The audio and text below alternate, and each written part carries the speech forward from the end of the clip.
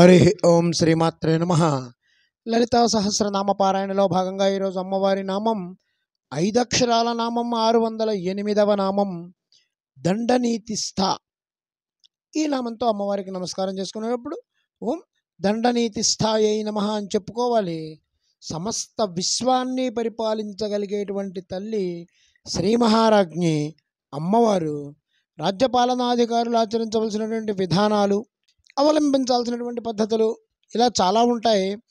వీటన్నిటికీ దిక్సూచి, వీటన్నిటినీ సమానంగా సవ్యంగా పనిచేయించగలిగినటువంటి మాతృస్వరూపిణి అమ్మవారు.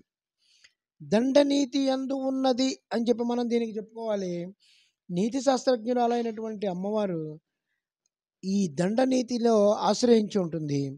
దండనీతి అన్నది ఒక శాస్త్రం. అన్వీక్షకీ త్రయీ వార్తా దండనీతి స్వమేవచ అని అమ్మవారిని విష్ణు పురాణం కీర్తించింది. ప్రతి దానిని గమనించి తెలుసుకోగలిగినటువంటి జ్ఞానం కానీ, అది అన్వీక్షకి అనేది ఇలా తెలుసుకోగలిగిన జ్ఞానంతో ఉంది. ధర్మమేదో అధర్మమేదో తెలియజేసే విద్యత్రయి, ఏది ప్రయోజనకారో ఏది అనర్థకారో చెప్పేటువంటి విద్య వార్త. దండనీతి అంటే నయనాయబోధక విద్య. నయానయాగతాన్ లోకాన్ అవికల్పేన యోజన ధనునాద్వాసి దండనీతి రీతి స్మృత అని చెప్పి దేవీ పురాణం అమ్మవారి గురించి వర్ణించింది.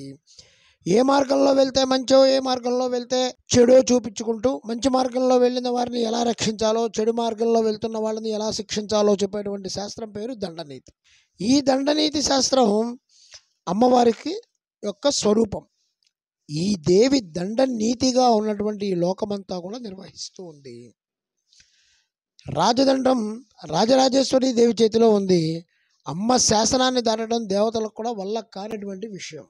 ఏ దేవి యొక్క శాసన భయం చేత ఇంద్రుడు, యముడు, వరుణుడు, అగ్ని, వాయువు, సూర్యుడు, చంద్రుడు వీళ్ళందరూ పనిచేస్తూ ఉంటారో, ఏ దేవి శాసన భయం చేత మృత్యువు కూడా భయపడి పరిగెడుతుందో ఆ దేవి దేవేసి దండనీతిస్థ. ఆ దండనీతితో దేవేసే లోకాలన్నీ నడుపుతున్నటువంటి తల్లి, ఇంత జగాలు ఏలేటువంటి రాజరాజేశ్వరి మన హృదయంలో ఉంది. మన ఇంద్రియాలని, దేవతలని నడుపుతూ ఉంటుంది. చేసిన ధర్మాలకు ఫలితంగా అనుగ్రహిస్తూ, అధర్మాలకు ఫలితంగా శిక్షిస్తూ, దండనీతిని పాటిస్తూ మనల్ని కాపాడుతూ ఉంటుంది. అట్లాంటి తల్లికి నమస్కారం చేసుకుంటూ ఓం ఐం హ్రీం శ్రీం దండనీతి స్థాయై నమః, ఓం శ్రీమాత్రే నమః, ఓం శ్రీ మహారాజ్ఞే నమః, శ్రీమత్సింహాసనేశ్వర్యై నమః.